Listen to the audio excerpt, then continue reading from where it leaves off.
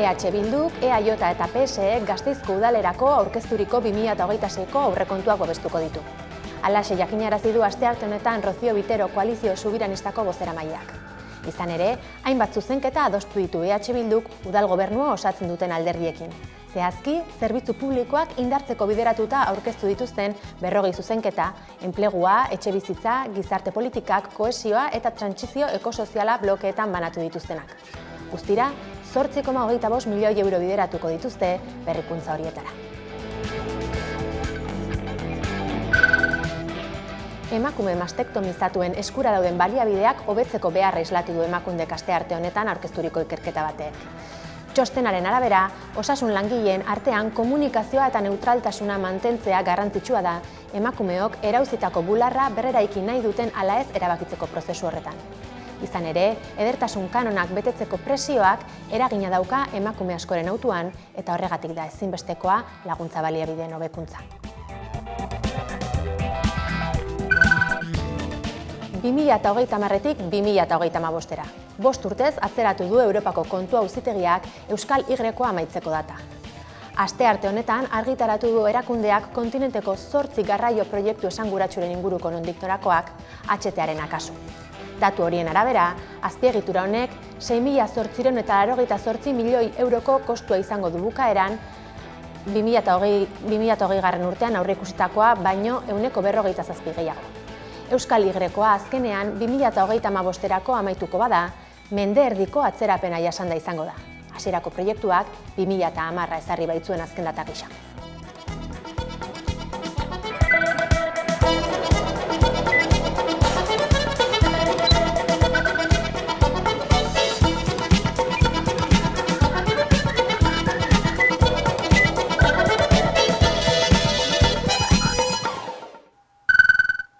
Gabon guztioi eta ongi etorri urtarrilaren 20ko albistegira. Astearte honetan eman diote hasiera pasaden urriaren 12an Gasteizen Falange Espainolak egindako ekitaldiaren aurkako protestetan atxilotutakoen deklarazioei. Astearte honetan hasi dira urriaren 12an atxilotu eta ikertutako lagunen deklarazioak. Duela 3 hilabete Falange Espainolak Gasteizen antolatutako ekitaldiaren aurrean protesta egitera atera ziren 100 pertsona. Istiluak izan ziren eta ertzaintzak 19 pertsona atxilotzez gain beste batzuk zauritu zituen. Auzipetuek jakinarazi dutenez, prozesu judiziala martxan dago, eta astearte honetan urriaren 12 hartan atxilotutakoek zein lekukoek deklaratu dute. Dena den, datozen hilabeteetan, epaiaren aurrean gehiagotan ere hitz egingo dutela aurreratu dute. Dagoeneko 9 ertzainek deklaratu dute biktima gisa, urtarrilaren 9an hain zuzen. Haien adierazpenen arabera, antifasistek taktika militarren bidez egin zieten aurre. Era berean, auziperatuek salatu dute Falangeko kideek egindako erasoak inpunitate osoz gauzatu zituztela, eta gainera ertzaintzak ez zuela kiderik atxilotu ez da ikertu ere. Eurentzat horrek guztiak argi erakusten du faxistek poliziaren partetik duten elkarlana eta impunitatea. Horiek horrela, elkarretaratzea egin dute arratsaldeko 7an Andra Maria Zuriaren plazan, prozesu judizialaren hasiera salatu eta auzipetuen absoluzioa eskatzeko.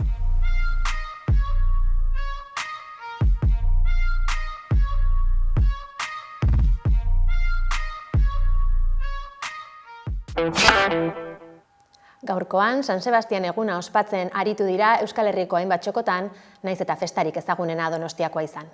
Bertan izan da gaurkoan Udane Arbeo.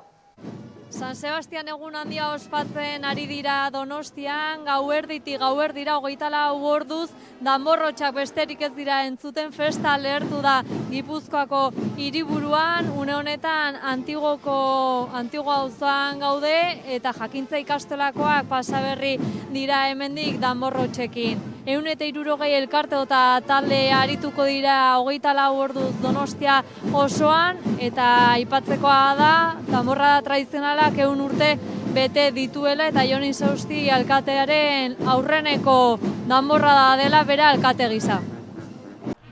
Urtero legez donostiarrek egunik gogoenetakoa ospatu dute, San Sebastian eguna. Milaka lagunek hiriko kaleak bete dituzte danbor soinuak jarraiki 24 orduz etenik gabe. Egun osoko ekitaldeari hasiera emateko Jon Insausti alkatea izan da urten bandera igotzaren arduraduna, bere agintaldian lehenengoz. Gainera, aurtengo edizioa berezia da.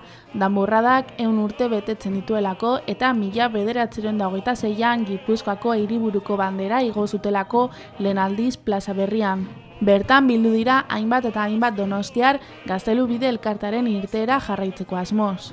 Hasierako ekitaldian, aurtengo urrezko danborraren irabazleak, Xabier Anduaga tenoreak, Sarriegiren San Sebastian martxa bestu du. Jarraian Gaztelubidek ibilbidea abiatu du Donostiako kaleetan barrena, eta 4 orduz jarraian aritu dira joka elkartera itzuli arte. Azken edizio batzutan ez bezala, aurten eguraldiak lagundu egin du jai giroa ere atseginagoa izan dadin. Kaleetan, haur zein heldu, ugari bildu dira tradizioari eusteko eta milaka donostiarren nortasuna harrotasunez agerian usteko. Eguerdian urrezko danborra eman diote Xabier Anduaga tenoreari Donostiako udaletxean egindako ekitaldi instituzionalean. Udaleko txistulari banda karrera egin dio Union Artesana elkarteko danbor eta upel jotzaileekin batera. Ekitaldian, Anduagaren ibilbide artistikoa eta nazioarteko proiekzioa nabarmendu dituzte. Aurten, 33.194 lagunek parte hartu dute danborradan 4 txandatan banatuta. Eguerdian, 12etan, aurren danborrada hasi da. 4.630 umek osatutako desfilea Argoitz etxe sortu San Jose danbor nagusiaren gidaritzapean. Udaletxeko balkoitik eman diote hasiera eta Donostiako erdiguneko kaleetan barrena ibili dira alderdi ederretik abiatuta. Guztira 162 elkartek parte hartuko dute egun osoko ospakizunean. Gauerdia iristear denean berriz ere plaza berrira itzuliko dira bandera jaisteko eta horrela San Sebastian egunari amaiera emoteko.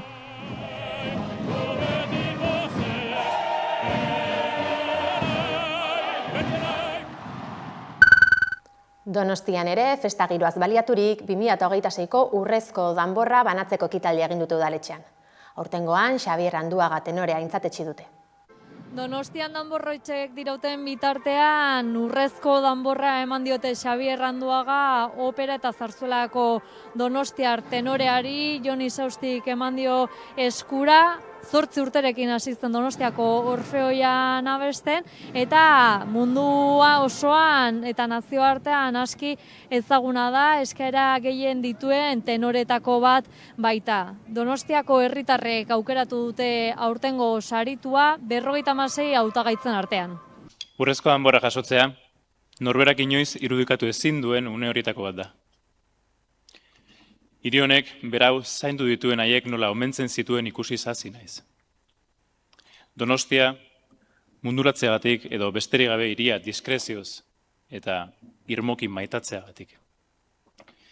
Eta hemen hau gaur, bihotza eskeronez eta erantzunkizunez goretsuz beteta. Gasteizen kale egoeran dauden pertsonen kopuruak gora egin du azken urtean, eta horrek erakunde publikoen baliabideak kolapso egoeran jarri ditu. Maite de Felipek aztertu du gaia.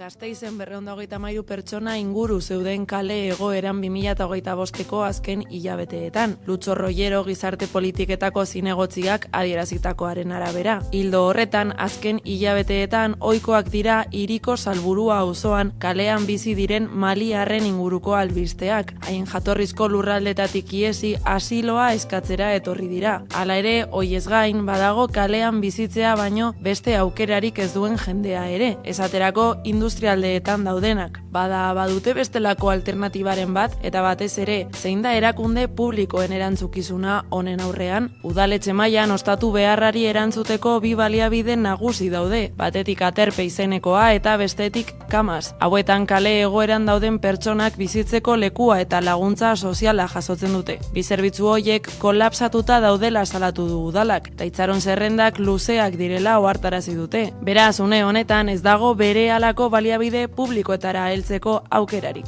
2025ko neguan Gasteizko udalak bi baliabide ireki zituen salbuespen moduan. Kalean lo egiten zuten hoiek gaua igaro zezaten, baina lagun asko kalean geratu behar izan ziren plaza falta zela eta. Hau da, udalak ireki zituen baliabide gehigarri hoiek ere ez dute plaza nahikorik eskaini. Beraz, egun gehienetan kalean gelditzea baino beste aukerarik ez dute izan. Gaur-gaurkoz zehar errefusiatuak eta zehar erakundeak arduratzen dira asilo egoeran dauden pertsonen kudeaketaz, besteak beste Salburua auzoan kalean daudenen auziaz. Hala ere, hainbeste dira plataformara bideratutako kasuak erakundea kolapso egoeran aurkitzen dela ere. Berriki Eusko Jaurlaritzak ezagutzera eman du Gasteizen dauden hainbat asilo eskatzaile Bizkaiko Harrera zentroetan hartuko dituztela. Izan ere, udatik ona 300 maliar baino gehiago igaro dira hiritik, eta kalean egon dira asilo eskaera egiteko hitzordua lortzeko zain. Ordutik Gasteizko Etxebizitza Sindikatuak eta Hiriko Kontseilu Sozialistak eurentzako bizitoki alternatiba exigitu dute, eta haien egoera erregularizatzeko epeak bizkortzea ere. Baina esan bezala asiloa eskatzera etorritako ez gain, bada baliabide ekonomiko eskasak direla medio kale egoeran dagoen jendea. Horren aurrean Caritas erakundeak salatu du errekurtsoak beteta daudela, sarbidea zaila dela eta gainera etxebizitza lortzea gero eta zailagoa bihurtzen ari dela. Kontseilu Sozialistak bestalde ohartarazi du ulergaitza dela hirian milaka etxe huts egonda jendea kalean bizi behar izatea.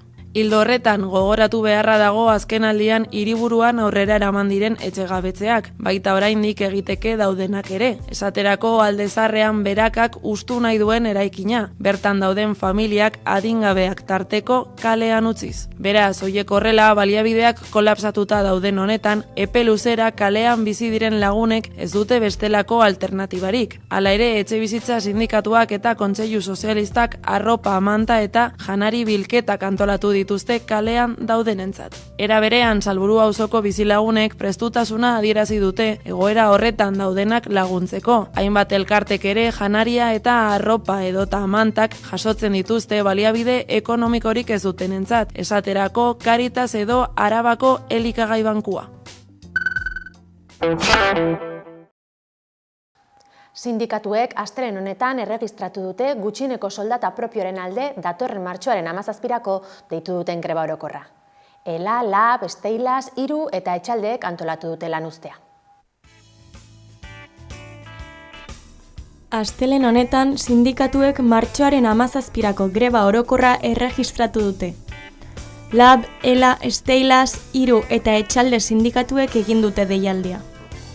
Gutxieneko soldata hemen erabaki, LGS 1.500 euro soldatako betu aberastasuna banatzeko izango da mobilizazioaren leloa, lan baldintza duinak eta gutxieneko soldata egokia aldarrikatzeko.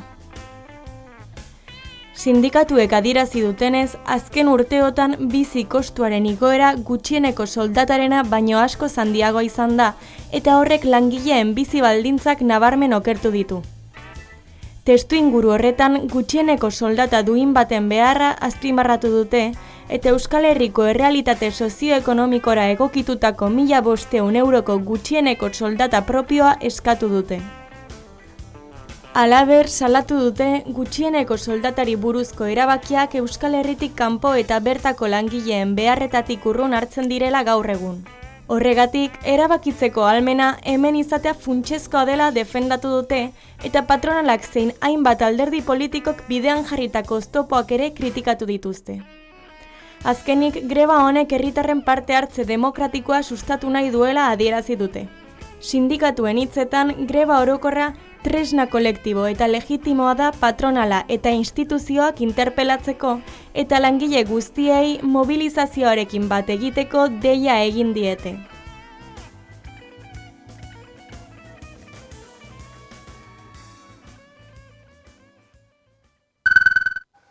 Greba erregistroaren biharamunean ere sindikatuetako ordezkariek Confebaski gutxieneko soldata propioa negoziatzera eser dadin eskatu diote Bilbon. Informazio gehiago dauka Xabi Alok. Hitzordu bikoitza gaurkoan Bilboko epaitegi honetan, alde batetik ELAK eta LAB sindikatuek patronalari Confebaski eskatu diote negoziatzeko legezko betebeharra bete dezala, eta bestalde batetik UGT, Comisiones Obreras, STEILAS eta LAB sindikatuek gizarte ekimeneko ikastetxe guztiei eta patronalari exigitu diote eskola ordu bateko murrizketa aplika dezala behingoz, greba amaierako akordioan hitzartu bezala. LAB eta ELA sindikatuek Confebaski eskatu diote negoziatzeko legezko betebeharra bete dezala, izan ere sindikatuek adierazi dute adiskidetzarako aukerari uko egin diola eta Eusko Legebiltzarrak herri ekimen legegilari ezarritako betoaren ondoren martxoaren 17ko greba orokorra inoiz baino zilegiagoa dela diote. ELA eta LABek Confebas kauzitara eraman dugu, gutxieneko soldata negoziatu ez nahi izateagatik, gogoan izan behar dugu Confebaske dagoeneko 3 aldiz eman diola ezetza, behin eta berriz eman diola ezetza bai negoziatzailea eratzeari, eta horrek erakusten du gure ustez, Confebaskek bere ardurei uko egiten diela, patronal ordezkaritza handienekoa patronala den heinean, negoziatzeko autonomia erkidego mailan negoziatzeko bete behar horri uko egiten diola eta kontrara marko estatala baliatu nahi duela langileak prekarizatzen jarraitzeko eta lan baldintza okerragoetan izateko.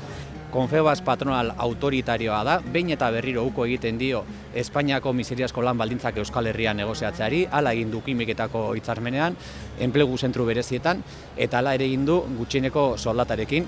Confebas patronal bada oso gustora bizi dana miseriazko lan baldintzak aplikatzen, eta horregatik uko egiten dio hemen gutxieneko soldata hobetzeko aukerari. Patronal, esan bezala patronal, oso autoritarioa da, baina Eusko Jaurlaritzak ere babesa eskaini dio eta Eusko Jaurlaritzak ez dio aurre egin.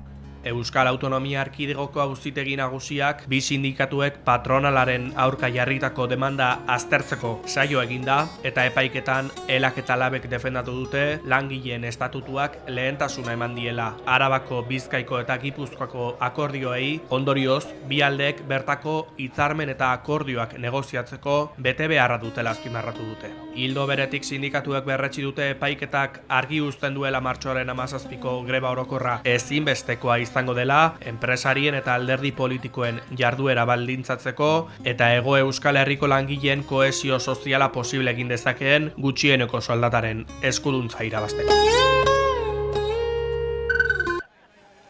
Bilboko epaitegietan ere elkarretaratzea egin dute astearte honetan LAB, Steilas, Comisiones Obreras eta UGT sindikatuek gizarte ekimeneko ikastetxetako greba amaierako akordioan sinatutako eskola ordu murrizketa etapa guztietan bete dadila exigitzeko. Zentro guztiei eta patronalei eskatu diete etapa guztietan eskola ordu bateko murrizketa bete dezatela, lan pertsonalerako 5 ordu osagarri izatea greba amaierako akordioan sinatu zuten bezala. Patronalen negoziatzeko fede txarraren enegarren adierazlea dago. Greba amaiera akordioa sinatu baitzuten jakinda ez zutela aplikatuko.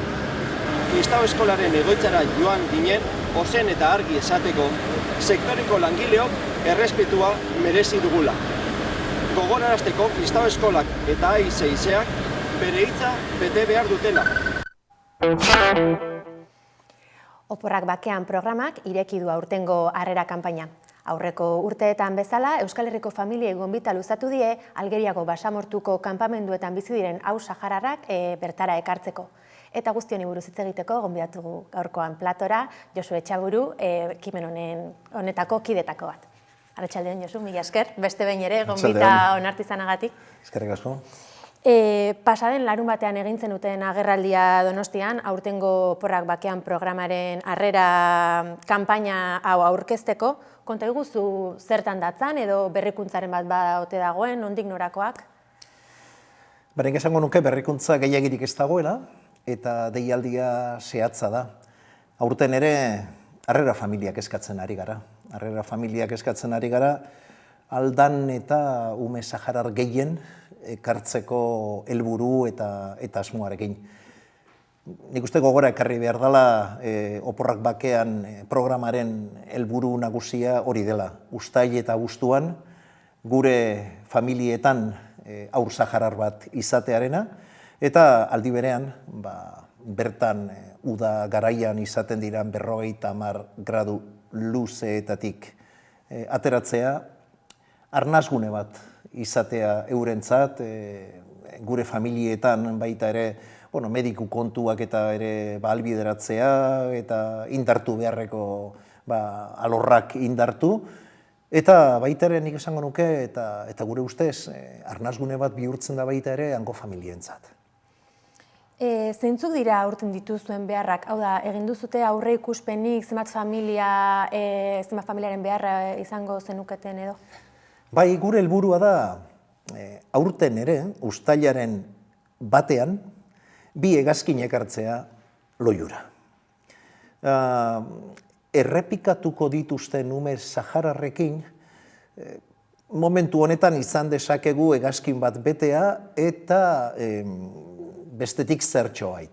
Egia da, bigarren hau ere Kantabriako elkarteekin partekatzen dugula, eta Kantabriera doazen umeak ere udapasa Loiura etortzen dirala. Eta kalkuluak aterata, eta horregatik esaten ari gara urtengo 2026 kanpaina hontan, 50 bat familiaren bila gabiltzala. Eta Euskal Gizartea deialdi honi erantzungo diolakoan zaudete? Ni seguru nago baietz, hala izango dala. Aitortu behar da, eta azpimarratuta eskertu behar da, Euskal Herriak eta Saharar herriak urte luzeetako elkarlana dutela oinarri. Eta urte luzeetan Euskaldunok eta Euskal Herritarrok lotura hori mantendu, elikatu eta indartu dugula. Baina hori esan da ere egia da, 30 urte izango ditu ja programa honek. Eta 30 urtetan asko aldatu gara guztiok. Bai norbanakook eta baita ere gure gizartea asko aldatu da, euren gizartea ere aldatu eginda, eta aldaketa hoiei ezin diegu ez begiratu bat egin. Konstiente izan behar gara, gauzak desberdinak dirala, elkartasuna adierazteko moduak ere desberdinak izaten ari dirala, eta eskatzen duguna badala alegin bat.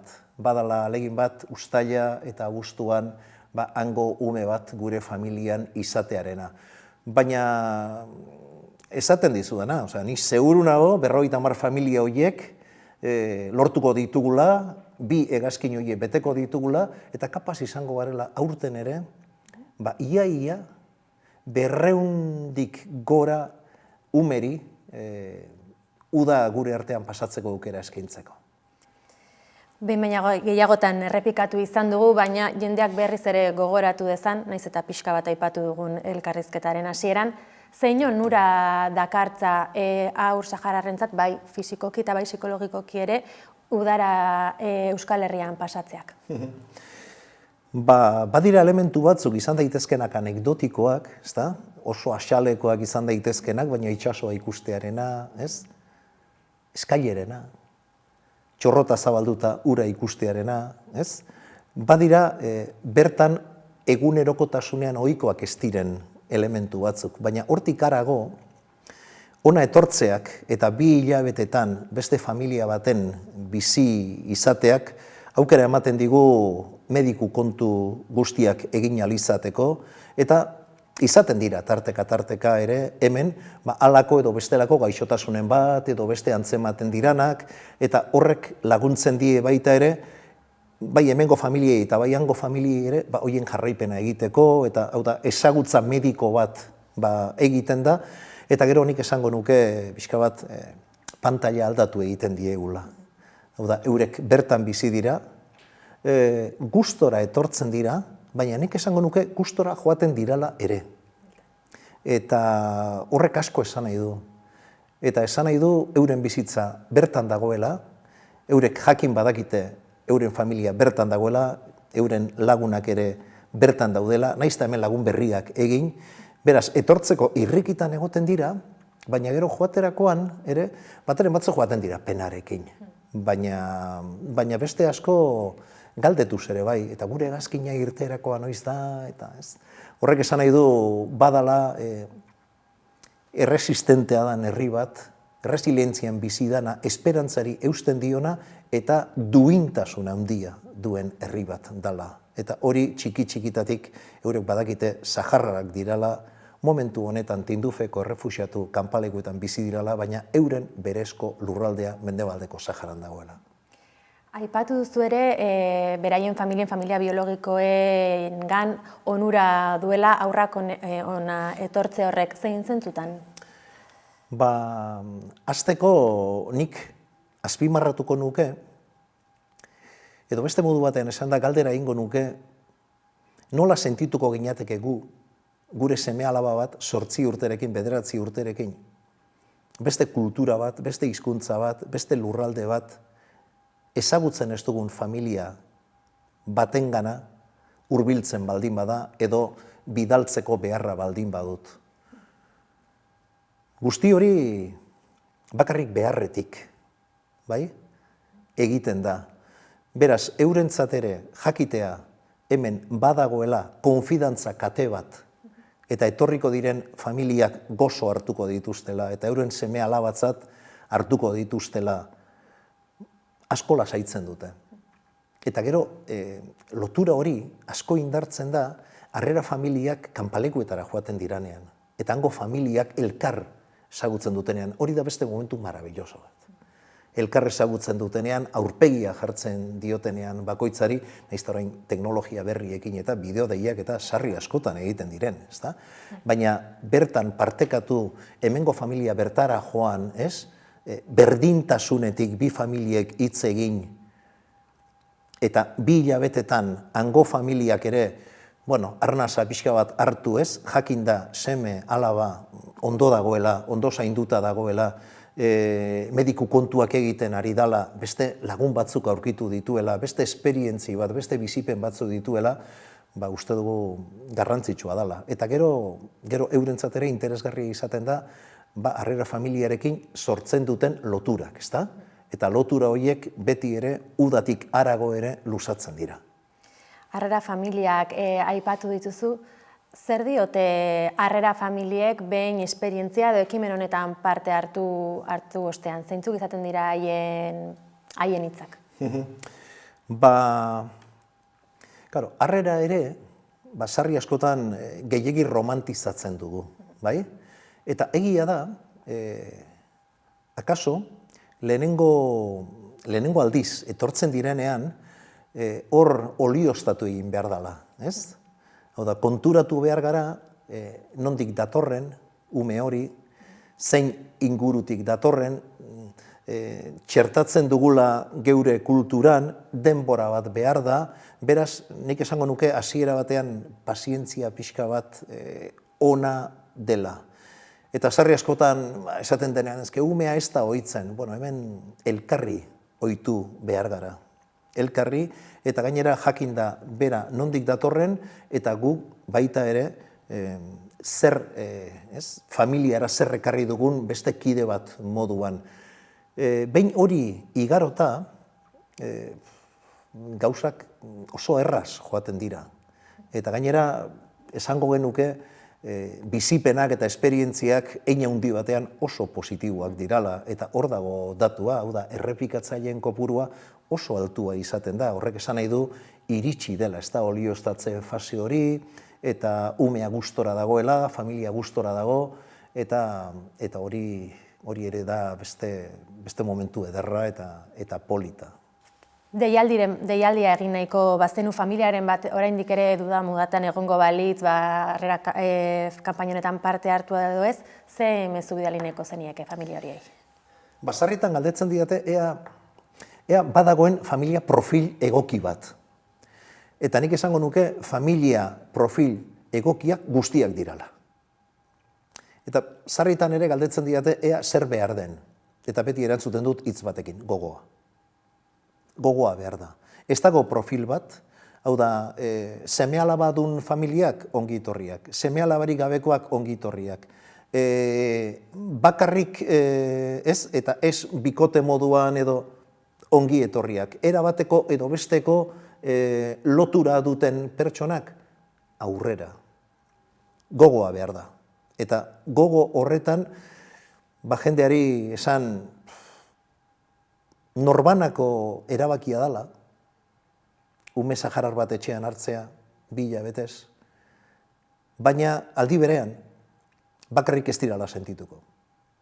Beti egongo dala elkarte bat, beti egongo garela atzean, behar duen guzti hortan laguntzeko, eta kontuan izateko norbanako erabakia izan arren, ekintza komunitario batean parte hartzen ari direla. Eta Sahara besarkatzeko modu asko egon daitezkeela, baina besarkatzeko modu bat oporrak bakeanen parte hartzea badala. Aniztasun mezu honekin, amaiera emango diogu elkarrezketari, Josue Etxaburu, mila esker beste behin ere, amaikara etortzeko tartea hartu izanagatik. Eskerrik asko zuei, tarte bat egitearren, zuen beharra ere badugu jendearengana iristeko, jendeak ezagutu dezan, oporrak bakean zer dan, zer dagoen oporrak bakeanen atzean, eta garrantzitsuena, nola lagundu dezaketen. Eta hor, oporrak bakean .eusen aurkituko gaituzue. Eskerrik asko. Hor, kontsulta egiteko espazioa ere, eta gu hemen egongo gara, pendiente kontatzen duzuen guztia islatu izateko. Mila esker, Josu. Eskerrik asko zuei. Gaurkoan, eskafandra eta silikatoren arteko kolaborazioarekin amaituko dugu albistegia, Pospolo abestiarekin hain zuzen ere. Gogoratu, amaikaren webgunea eta sare sozialak eskuragarri dituzuela informazioa zabaldu nahi izanez gero. Mila esker zuen arretagatik, ondo izan eta bihar arte.